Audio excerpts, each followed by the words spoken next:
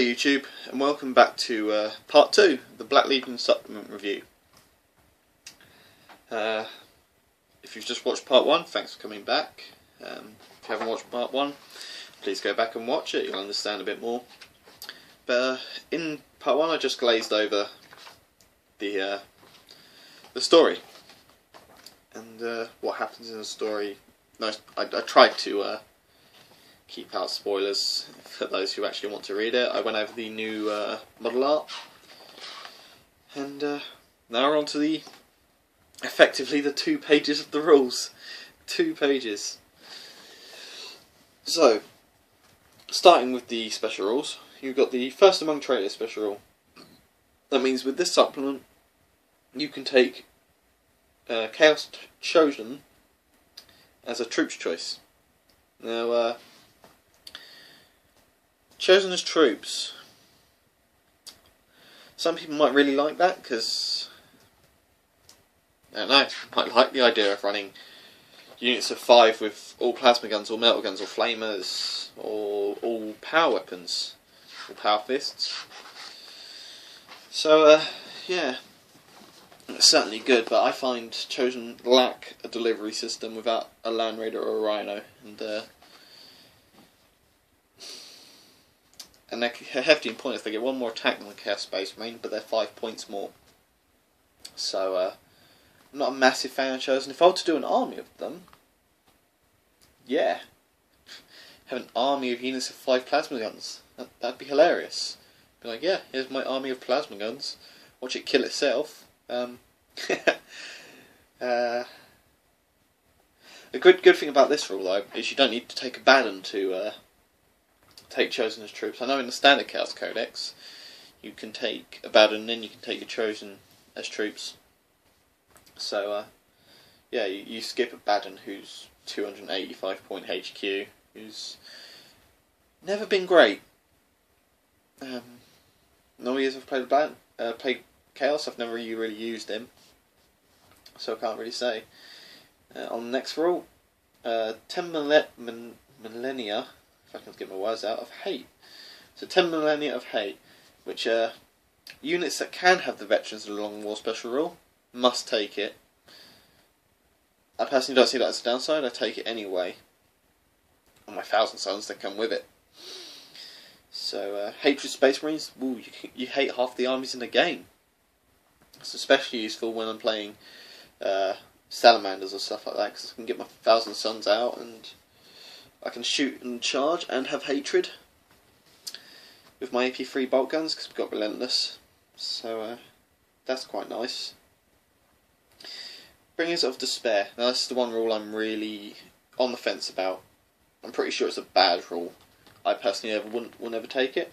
But if my army includes a Baden in my primary detachment, yeah, if a Baden is in my primary detachment, I can upgrade a unit of Terminators to Bringers of Despair, which gives them +1 weapon skill and +1 ballistic skill, but it's 6 points per Terminator. The +1 ballistic skill, useless. All your weapons are twin linked or hit automatically. +1 weapon skill, you've got hatred, you get to reroll if you're not clearing your opponent out in 1 turn of combat. You charge the wrong thing. So I don't really think that's worth it.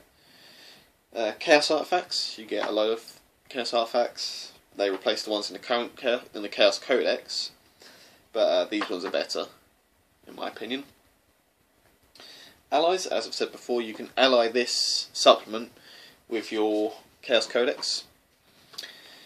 So you could take 4 Helldrakes, 4 Morphines, or 12 Obliterators. I know someone who likes to take 9, so he'll be happy when he finds out he can take 12. And Wall of Traits, you have to use the Wall of Traits from this book if you take it as your primary detachment instead of the Chaos Codex. You can still take ones from the rulebook, but yeah. As for Wall of Traits in this book, you got 6 Wall of Traits. I don't find they're much better.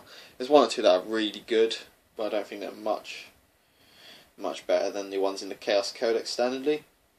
Okay, number 1 is your Warlord and all friendly models within 12 of him have the preferred enemy roll Space Marines.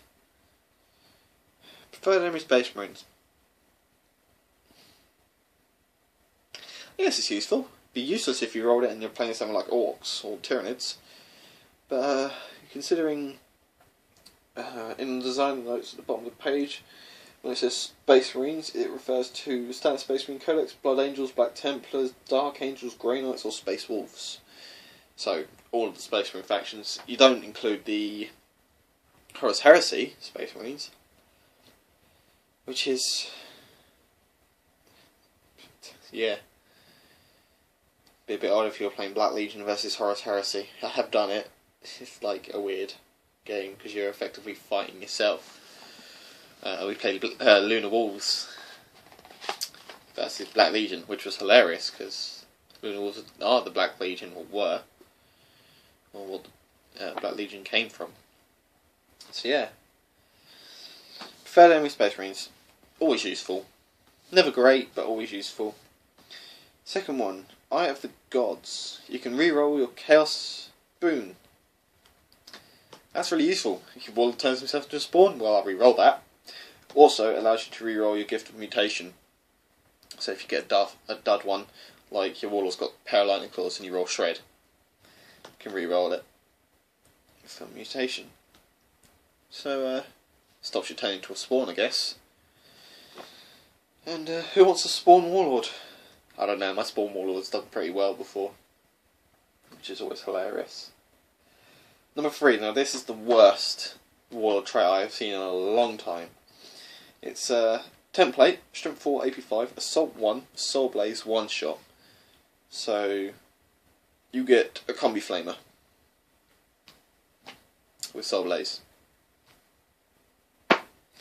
Great. I'd be miffed if I rolled that, especially because if I'm playing this book, I'm designing myself to kill Marines. I should be fighting Space Marines with this book, nothing else. You will play other armies.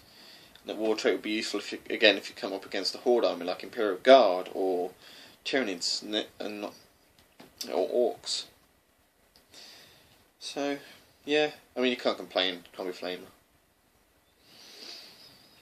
Number 4, the warlord has the It Will Not Die special rule. Useful if your warlord's a Demon Prince. Very good. Chaos Lord, not so much. Sorcerer, completely worthless. Considering a Sorcerer only has 2 wounds, and by the time he takes 1, he's probably going to cop it. Unless you fail a psychic test or something, take a wound. But yeah.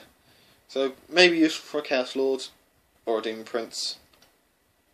But I wouldn't say it was bad. I wouldn't complain if I got it, if I remembered it. That's the problem with rules like It Will Not Die. You always forget them. You really have to take conscious effort to remember you've got that role, and it's so easy to slip it. Now, number 5, Soul Stealer. I think this is the best one in the book.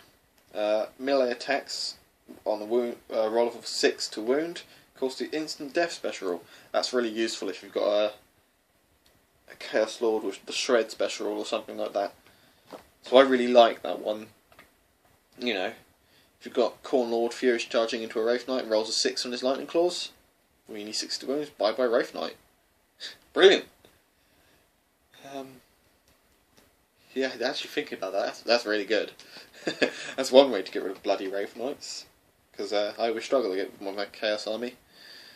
Can't take them down. And number 6, the last one. All friendly units within 12 of the Warlord have the Stubborn special.